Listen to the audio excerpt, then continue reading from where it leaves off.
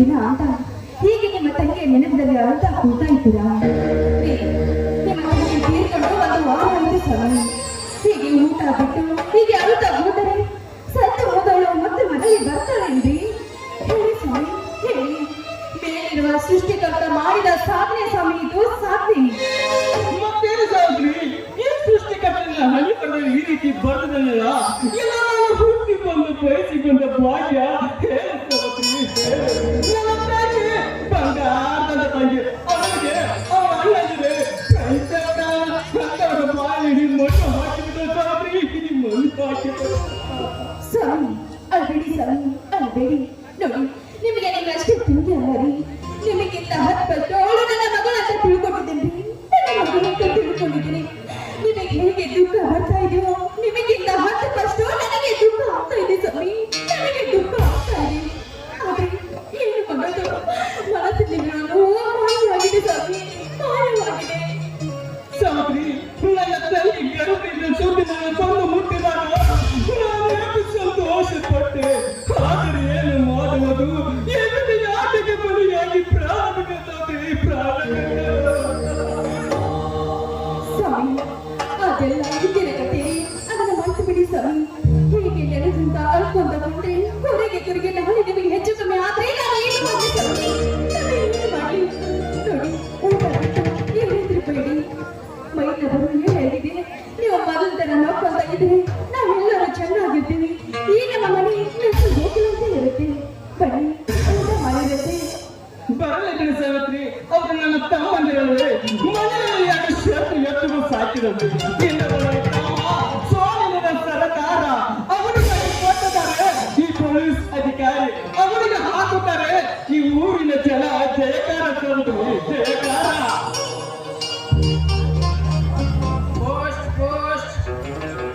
ಯಾಕಪ್ಪ ಪೋಸ್ಟ್? ಸಂತೋಷದ ಮನೆ ಇದೇನಮ್ಮ?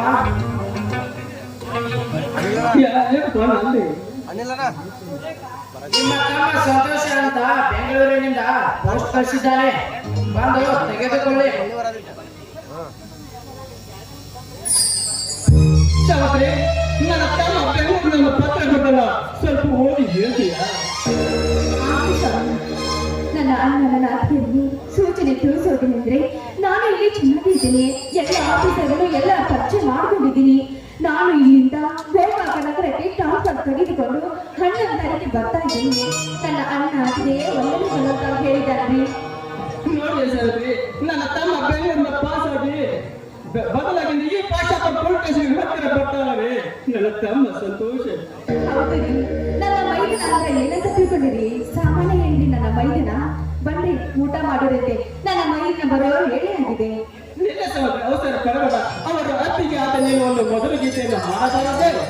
ಅಂದ್ರೆ ಏನಿಲ್ಲ ನನ್ನ ಪ್ರತಿದಿನ ನಿಮ್ಮ ಮನಸ್ಸಿನ ಆಸೆ ಏನಾದರೂ ಉಳಿದಿದೆ ಏನು? ಆಯ್ತು ಸಾವಿತ್ರಿ, ಮೊದಲ ಗೀತೆಯನ್ನು ಹಾಡಬೇಕು.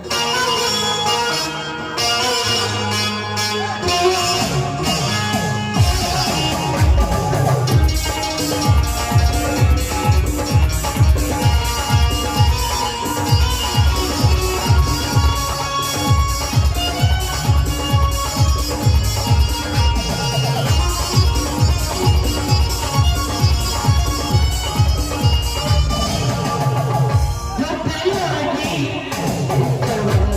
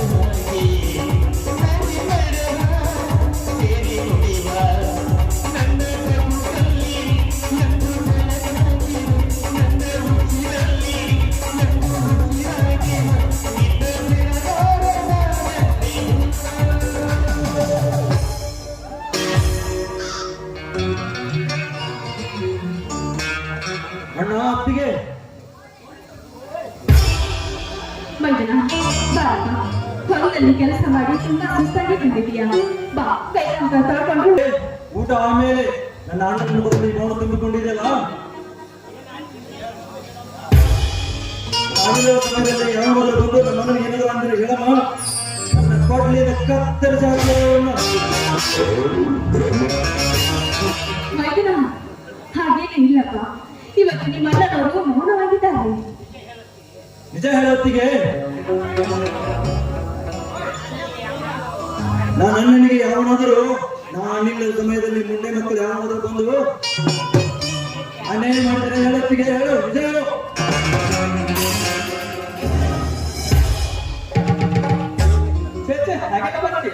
ಹೀಗೆ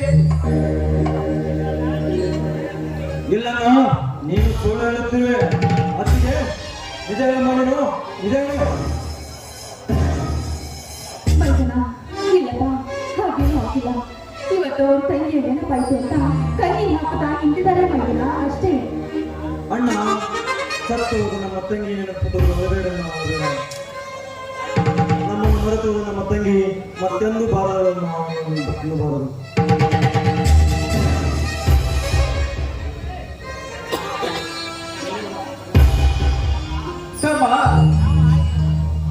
ಇದನ್ನೆಲ್ಲ ನಾವು ಹಾಗಿರ್ಬೇಕು, ಹೀಗೆ ಬಂದವರು ಸುಳ್ಳಪ್ಪ ಸುಳ್ಳು. ಈ ಭೂಮಿ ಮೇಲೆ ಹುಟ್ಟಿ ಬಂದ ಸೋಂಕಿಗಳನ್ನ ಸಾಯಬೇಕಪ್ಪ, ಸಾಯಬೇಕು. ಇದು ನಾವು ಕೆಟ್ಟ ಸಮಸ್ಯೆ ಮಾತಿಗೆ ಒಪ್ಪಿಕೊಳ್ಳುತ್ತೇನೆ. ಆಯ್ತಣ್ಣ, ಆ ಮೈಸೂರಿನ ಅರಮನೆಯಿಂದ ರಾಜನಂತರ ಬೇಕಿದ್ದ ನೀವು ನಿಮ್ಮ ಮನಸ್ಸಿಗೆ ಯಾವುದನ್ನೂ ನೋವು ಮಾಡಿಕೊಳ್ಳಬಾರದು.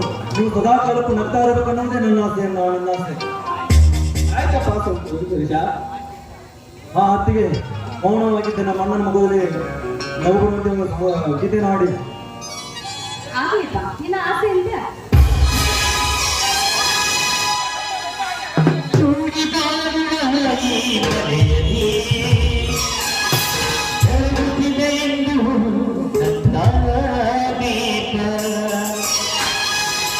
ನಮ್ಮ ಮನೆಯಲ್ಲಿ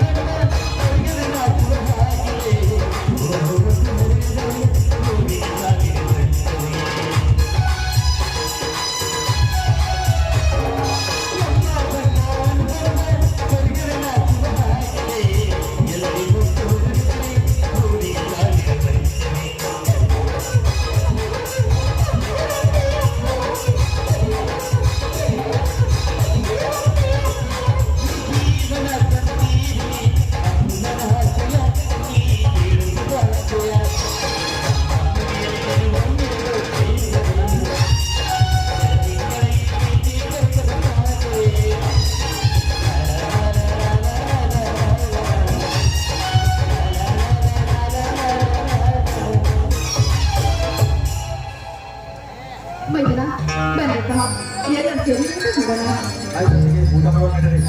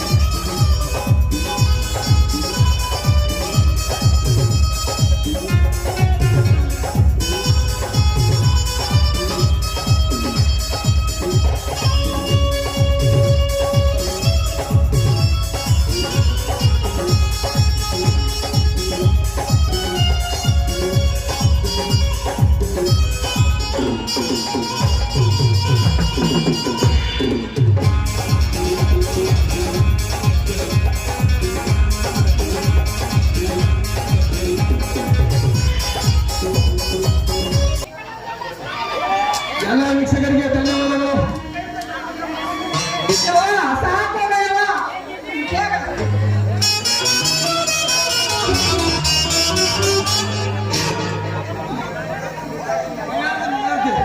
ಮಂಗಳಾರತಿ